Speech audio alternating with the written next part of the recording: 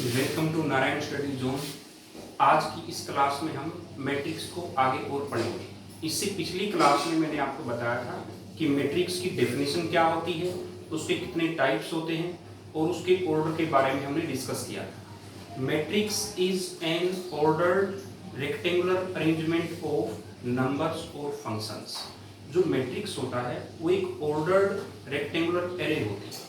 उसका मतलब ये होता है कि उसमें हमें हर रो में ये पता होता है कि कितने एलिमेंट्स हैं और कितने कॉलम्स हैं, तो ये हमें आइडिया होता है। तो किसी भी अरेंजमेंट में जब हम देखते हैं कि वहाँ पे नंबर ऑफ रोज कितने हैं, नंबर ऑफ कॉलम्स कितने हैं, वो प्रॉपर्ली डिफाइंड होते हैं। उसी को हम ऑर्डर्ड रेक्टेंगुलर एरे बोलते हैं। अब ये ऑर्डर्ड रेक्टेंगुलर एरे आपको पता है कि इसमें नंबर भी हो सकते हैं एंटिटीज के तौर पे, और या फिर फंक्शन भी हो सकते हैं। तो इससे आगे और पढ़ेंगे। वहाँ पे हमने आपको बताया था कि ऑर्डर ऑफ द मैट्रिक्स क्या होता है, टाइप्स ऑफ मैट्रिक्स क्या होते हैं। जैसे आपको मैंने बताया था कि कॉलम मैट्रिक्स क्या होता है, रो मैट्रिक्स क्या होता है। उसके बाद हमने स्क्वायर मैट्रिक्स को डिस्कस किया था वहाँ पे।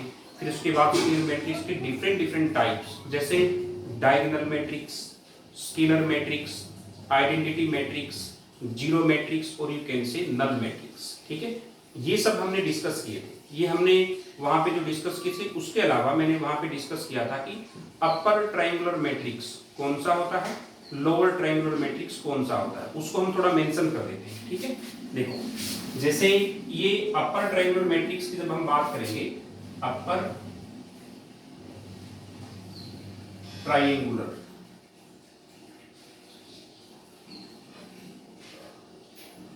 मैट्रिक्स एक्चुअली स्क्वायर मैट्रिक्स ही होता है।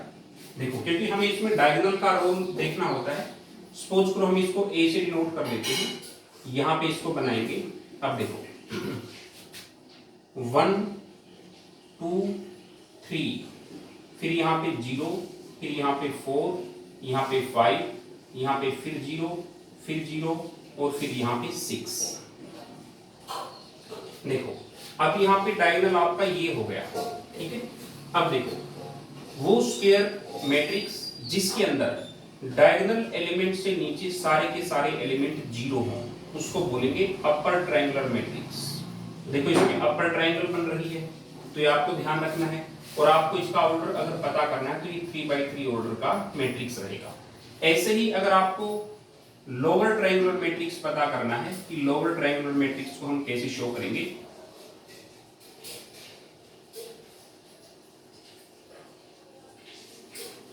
ये आप डायरेक्ट बना ही सकते हो। जैसे मैं सपोज करो इसको बी से डिनोट कर देता हूं, तो यहाँ पे हमें लिखना पड़ेगा ऐसे ही। जैसे यहाँ पे मैंने 1 लिखा, यहाँ पे 0 0, फिर यहाँ पे 2 3, फिर यहाँ पे 0, फिर यहाँ पे 4, यहाँ पे 5, यहाँ पे 6। ये भी देखो 3x3 ऑर्डर का ही हो गया। अब इसमें देखो डायगोनल आपका ये है, ठीक है, और ये आपकी ट्रायंगल बन रही है। अब डायगोनल से ऊपर सारे एलिमेंट यहाँ पे देखो 0 है, तो ये होगा लोअर ट्रायंगुलर मैट्रिक्स। ये आपको ध्यान रखना है। ये कोई ज्यादा टफ नहीं था, ये मैंने थोड़ा मेंशन कर दिया है। ये कोई ज्यादा जरूरी भी नहीं है, बस इसका आइडिया होना चाहिए। अब हम बात करेंगे इक्वलिटी ऑफ मैट्रिक्स के बारे में। ठीक है, इक्वलिटी ऑफ मैट्रिक्स के बारे में हम बात करेंगे, क्योंकि आज हमें 2-3 क्वेश्चन डिस्कस करने हैं। जो हम पहले कंसेप्ट कर चुके हैं उसी के ऊपर बेस्ड कुछ क्वेश्चन होंगे, उनको हम डिस्कस करेंगे। देखो अब हम बात करेंगे इक्वलिटी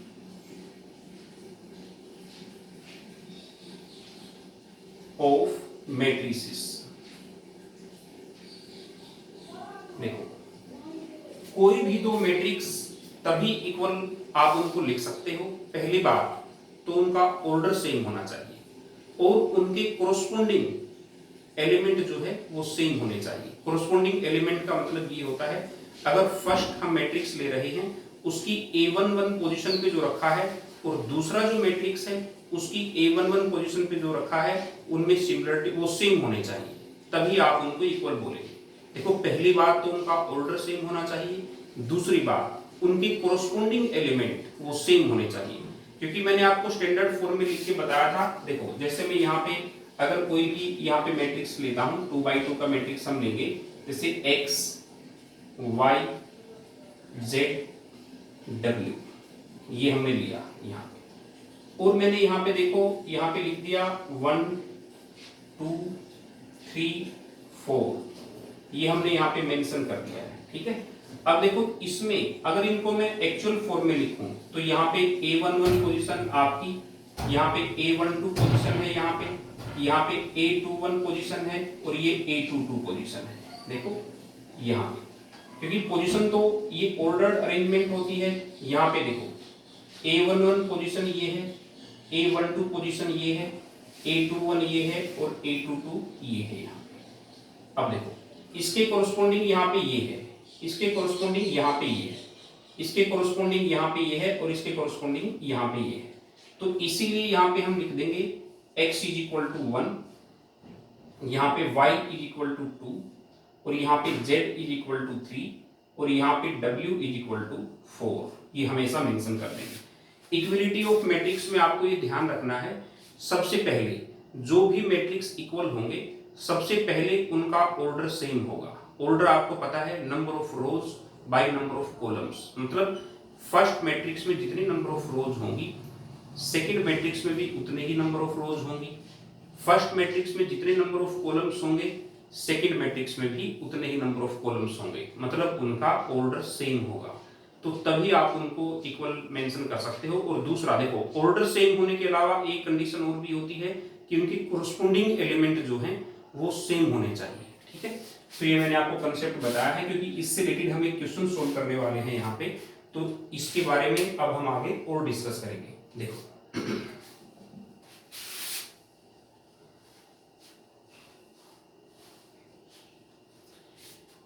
अब हम यहाँ पे फर्स्ट क्वेश्चन हमें गिवन है, हम यहाँ पे 3 क्वेश्चन डिस्कस करेंगे। फर्स्ट क्वेश्चन है हमारा, if a matrix has 18 elements what are the possible orders it can have, what if it has 5 elements. कहने का मतलब ये है, आपके पास टोटल एंट्रीज और यू कैन से एलिमेंट्स वो 18 गिवन है। अब इन 18 एलिमेंट्स से आपके मैट्रिसेस के कितने पॉसिबल ऑर्डर हो सकते हैं, मतलब उससे कितने आपके मैट्रिसेस बनाए जा सकते हैं अलग अलग ऑर्डर्स के, ये हमारा क्वेश्चन है। तो इसको मैं थोड़ा सा आइडिया देता हूं, इसको आपको मल्टीपल में लिखना है, ठीक है। तो एक तरीके से फ्रैक्शन में नहीं जाना चाहिए। अब मल्टीपल में मेरा कहने का मतलब क्या है, जैसे हमारे पास देखो, इसको हम सोल्व करेंगे। क्वेश्चन नंबर 1 जो है, इसमें आपका है total number of total elements और you can say entries given कितनी है 18। तो हमारी एंट्रीज इतनी है और आपको ये पता है कि जो ऑर्डर ऑफ मैट्रिक्स होता है उसी से हम नंबर ऑफ एलिमेंट भी निकाल सकते हैं। जैसे किसी मैट्रिक्स का ऑर्डर है 3/3, तो उसका मतलब हो गया उसके अंदर एलिमेंट होंगे 9, मतलब उसकी एंट्रीज होंगी 9। अगर किसी का ऑर्डर है 3/2 तो उसकी एंट्रीज कितनी होंगी टोटल 6। अगर किसी का ऑर्डर है 2/2 तो उसकी टोटल एंट्रीज कितनी होंगी 4। तो ऐसे ही हमारे यहाँ पे अब हमें टोटल एंट्रीज गिवन है, टोटल एलिमेंट्स गिवन है, तो पॉसिबल ऑर्डर्स कितने होंगे, possible orders of different matrices. तो इनके एलिमेंट आपके 18 ही हैं, तो इनसे कितने ऑर्डर बनाए जा सकते हैं मैट्रिसेस के, तो अलग अलग वो हम बात करेंगे। देखो एक ऑर्डर तो ये हो गया 1 × 18, यहां पे इसका मतलब है रो 1 हो और 18 कॉलम हो। दूसरा ऑर्डर क्या हो गया 2/9, हालांकि इसमें 18 के फैक्टर आपको लिखने हैं, अगर शॉर्ट में हम कहें तो यहाँ पे 2 रो और 9 कॉलम्स हो गए। अब इसके बाद 3/6, ठीक है। और उसके बाद देखो 4 के मल्टीपल में कोई 18 नहीं आता, 5 के मल्टीपल में भी 18 नहीं आता, तो 6/3, ठीक है। तो फिर 7 के मल्टीपल में भी कहीं 18 नहीं आता, 8 के मल्टीपल में भी 18 नहीं आएगा, तो यहाँ पे 9/2, ठीक है। और यहाँ पे 18/1। तो ये देखो पॉसिबल ऑर्डर हो गया आपके कि ऐसे इतने मैट्रिक्स बनाए जा सकते हैं अगर आपके पास 18 एलिमेंट्स हैं, तो टोटल पॉसिबिलिटी ये रहेगी आपकी। तो इसमें देखो जो फर्स्ट यहाँ पे फर्स्ट उस पे रहेगा, पोजीशन पे रहेगा, वो आपका नंबर ऑफ रोज को शो करेगा, और सेकंड पोजीशन पे रहेगा वो नंबर ऑफ कॉलम्स को शो करेगा। अब क्वेश्चन पूछा गया है what if it has 5 elements, if it has 5 elements, अगर इसके अंदर 5 एलिमेंट हो, मतलब एंट्रीज आपके पास सिर्फ 5 हैं, तो उससे कितने ऑर्डर बनाए जा सकते हैं मैट्रिसेस के, डिफरेंट। तो आप ये देखो, possible orders of the different matrices, possible orders, तो आप कैसे लिखेंगे इसको? तो यहाँ पे 1 into 5, मतलब एक मैट्रिक्स तो ऐसे बनेगा इस ऑर्डर का, फर्स्ट रो 1 रो होगी और 5 कॉलम होंगे। और देखो अब 2 के मल्टीपल में कहीं भी 5 नहीं आता है, ठीक है, 3 के मल्टीपल में भी नहीं आएगा, 4 के मल्टीपल में भी नहीं आएगा, तो 5 into 5/1। अब इससे 2 ही बनाए जा सकते हैं, एक तो ऐसा मैट्रिक्स जिसमें रो एक ही हो, 5 कॉलम हो, और दूसरा ऐसा जिसमें 5 रोज हो और कॉलम 1 हो। तो ये आपका फर्स्ट क्वेश्चन का आंसर हो गया। तो इसको हम ऐसे सोल्व करेंगे। वैसे तो ये बहुत आसान है, लेकिन कई बार ये पेपर में पहले आ भी चुका है, तो इसकी पॉसिबिलिटी 1 मार्कर में रहेगी, तो आपको ये ध्यान से देखना है, ठीक है। इसमें कोई खास टफ नहीं था। अब इससे नेक्स्ट जो इससे इंपॉर्टेंट रहेगा थोड़ा क्वेश्चन, उसके बारे में हम डिस्कस करते हैं, ठीक है।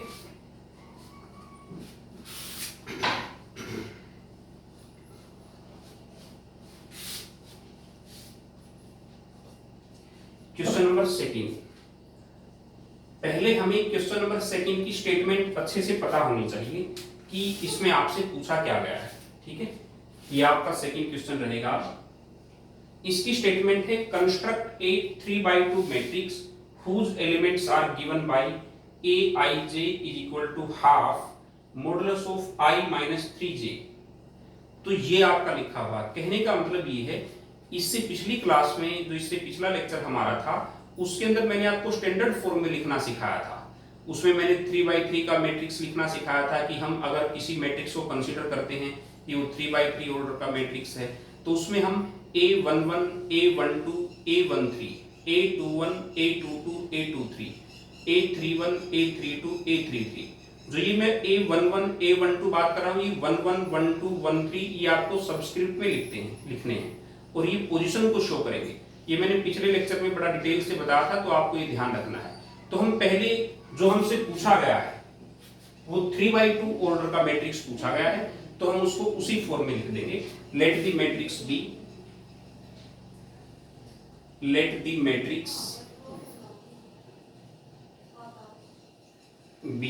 अब हम यहां पे लिखेंगे ए कंसीडर कर लेंगे, और हमें ऑर्डर क्या रखना है 3/2, तो हम पहले उसी के अकॉर्डिंग लिखेंगे। तो यहां पे A11, A12, A21, A2, यहाँ पे A31, यहाँ पे A32, तो आपका ये रहेगा। अब देखो नंबर ऑफ रोज, क्योंकि हमें गिवन है पहले से ही ऑर्डर 3/2 का बनाना था, तो 3/2 की स्टैंडर्ड फॉर्म ये होती है। अब हमें एक एक करके ये सारे एलिमेंट निकालने हैं। देखो एक एक करके हम ये सारे एलिमेंट निकालेंगे, लेकिन इनका भी हमें एक ऑर्डर गिवन है कि किसको फॉलो करके हमें निकालना है। इनका भी हमें एक तरीके से फॉर्मूला गिवन है, उस फॉर्मूले को हमें फॉलो करना है, तो उसी के अकॉर्डिंग हम ये एलिमेंट निकालेंगे। तो देखो वो हमें गिवन क्या है, Aij is equal to given, ये पॉइंट आपको गिवन रहेगा, ठीक है। और इसमें हम क्या करेंगे, हाफ यहां पे लिखेंगे modulus of I minus 3j, ये लिखा हुआ। मतलब हमें एलिमेंट को निकालने का हमारे पास ये फॉर्मूला गिवन है कि हमें इसको फॉलो करना है। तो एक तरीके से अब हम जब A11 निकालेंगे, देखो अब हमें सबसे पहले A11 निकालना है, तो यहाँ पे I की जगह तो आपका 1 है और J की जगह भी 1 है, तो इसको फॉलो करते हुए हम सोल्व करेंगे।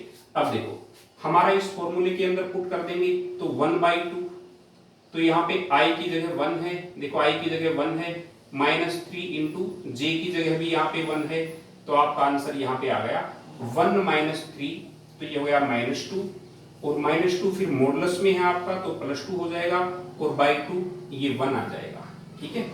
ऐसे ही अब इसी फॉर्मूले को हम फॉलो करेंगे A12, अब हमारा क्या होगा, हाफ यहां पे लिखेंगे तो उसके अंदर आ गया पहले i की जगह 1 माइनस 3 इंटू 2, क्योंकि j की जगह आपका 2 है, तो यहां पे क्या आ जाएगा 1 माइनस 6, तो -5 फिर ऊपर मोड़ लगा हुआ है तो ये 5/2 आ जाएगा, ठीक है। तो ऐसे ही a21 तो ये आपका निकल जाएगा 1/2, तो यहाँ पे अब i की जगह 2 है तो 2 लिखेंगे और j की जगह 1 है तो यहाँ पे ऐसे लिखेंगे, तो ये 2 माइनस 3 माइनस 1 मॉडुलस में ये है और 2, तो ये 1/2 आपका यहाँ पे बन गया है, ठीक है। अब a22 आप यहाँ पे निकालेंगे ऐसे ही, तो हाफ ये पहले लिखना आपको, i की जगह यहाँ पे 2 है माइनस फिर यहाँ पे 3 इंटू 2, तो आपका ये मॉडुलस यहाँ पे लगा हुआ है तो ये बन जाएगा 3 इंटू 2 6 फिर ये 2, तो ये आपका -4/2 मीन -4 मॉडुलस की वजह से +4 हो जाएगा तो ये 2 आ जाएगा यहाँ पे, ठीक है। ये एक एक करके एलिमेंट हमारे सामने आ रहे हैं, तो हमारे 4 एलिमेंट आ चुके हैं। अब A31 इसमें हम क्या लिखेंगे, हाफ, तो यहाँ पे i की जगह 3 है, 3 माइनस 3 इंटू 1, तो आपका ये बन जाएगा 0/2 0, तो ऐसे ही आपका A32 आपका 1/2, यहाँ पे आपको लिखना है i की जगह 3 माइनस 3 इंटू 2, तो ये आपका बन जाएगा, तो 3 इंटू 2 6, तो ये -3 हो जाएगा ऊपर और फिर ये 2, तो इसको हम लिखेंगे 3/2, ये आपका ये बन जाएगा, ठीक है। तो ये 3 इंटू 2 -6 प्लस 3 हो गया तो ये -3 बनेगा, तो यहाँ पे 3/2 आ गया। अब हमारे पास देखो सारे एलिमेंट आ चुके हैं, अब इसको हम क्या लिख सकते हैं, देखो इसी को हमें यहाँ पे मेंशन कर देना है, ठीक है।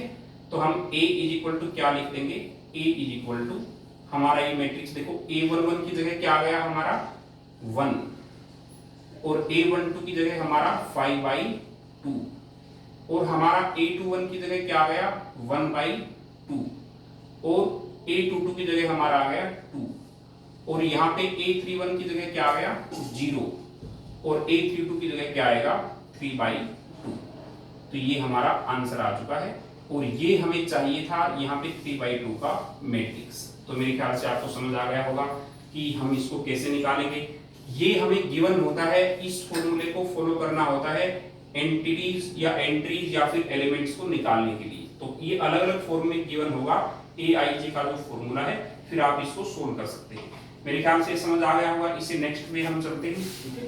Okay,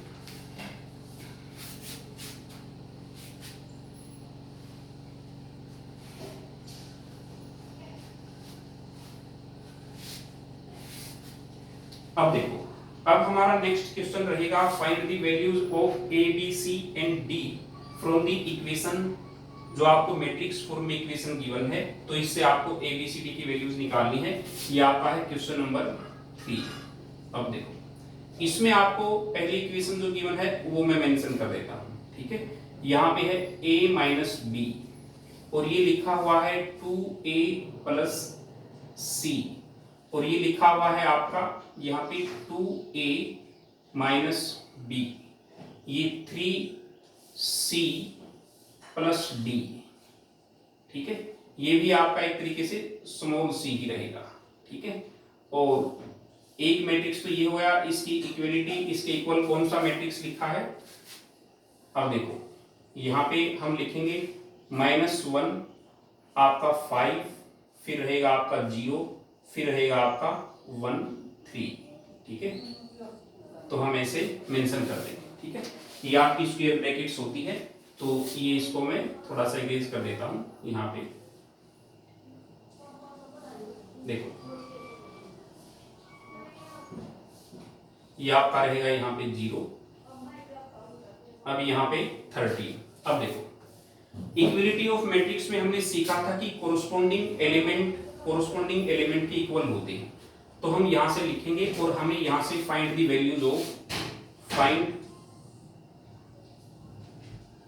values of small a b c and d, ये वैल्यूज हमें निकालनी है। अब हमें इक्वल गिवन ही है, तो हम क्या लिखेंगे, अकॉर्डिंग टू द क्वेश्चन आप इनको कैसे सोल्व करेंगे, देखो अकॉर्डिंग टू द क्वेश्चन